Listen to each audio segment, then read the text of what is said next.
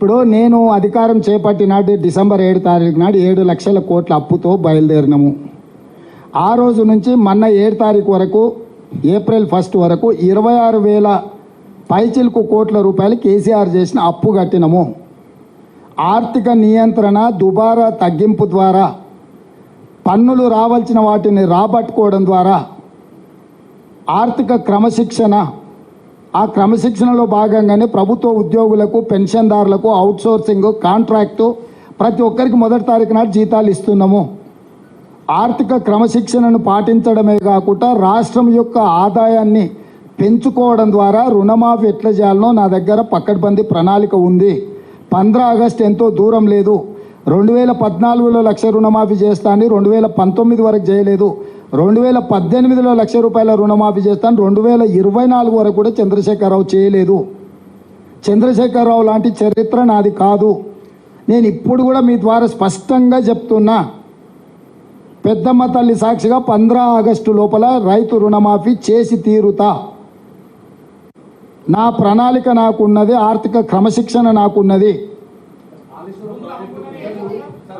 అన్ని రకాల నిర్ణయాలు తీసుకుంటాము. ఆయన రాజేందర్ ఆర్థిక మంత్రి ఉండే అన్ని తెగ నమ్మిండు. అమ్మినప్పుడే ఆయనే ఉన్నాడు కదా. ఇవాళ ఆయన ఏందో శిల్క పలుకులు వలుకుతున్నాడు.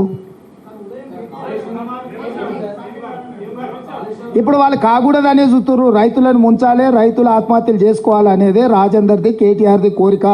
వాళ్ళకు ఒక మంచి పని జరగాలని లేదు.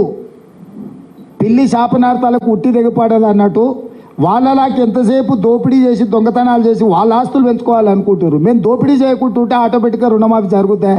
నేను నమ్మకంగా చెప్తున్నా.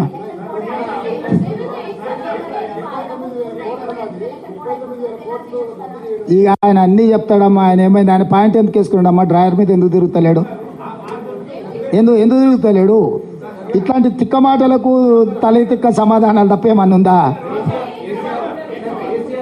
స్వామి ఒక్క నిమిషం बोलो। तो सर दो सवाल है। मेन आरोप जो कांग्रेस पे लग रहा है, कल कांग्रेस और बीजेपी का भी बैंगलोर में जो इलेक्शन हुए थे, प्राइम मिनिस्टर कांग्रेस नेताओं को ये कह रहे हैं कि SC ST BC के कोटा खत्म करने की कोशिश कर रहे हैं, कांग्रेस कर रही है, और आप कह रहे हैं कि पूरा रिजर्वेशन ही खत्म कर देंगे बीजेपी अगर 4 सीट से फॉर्म कर ली तो आपके जो नेता है, जो दिग्गज नेता है कांग्रेस के, top leaders of Karnataka, they have attacked saying BJP is making baseless and bogus allegations and basically DK Shivakumar, DK Suresh and other leaders. तो सर ये जो आप कह रहे हैं कि कांग्रेस के लीडर्स कह रहे हैं कि वो बोगस और बेसिस एलिगेशन, बीजेपी कह रही है कि आप आए तो SC ST OBC के कोटे ही खत्म कर देंगे, और इस पे आपका क्या कहना है? आप काला नागू बोल के भी कह रहे हैं प्राइम मिनिस्टर साहब को, ये कैसा एलिगेशन हुआ और ये कैसी स्टेटमेंट? मैं साफ है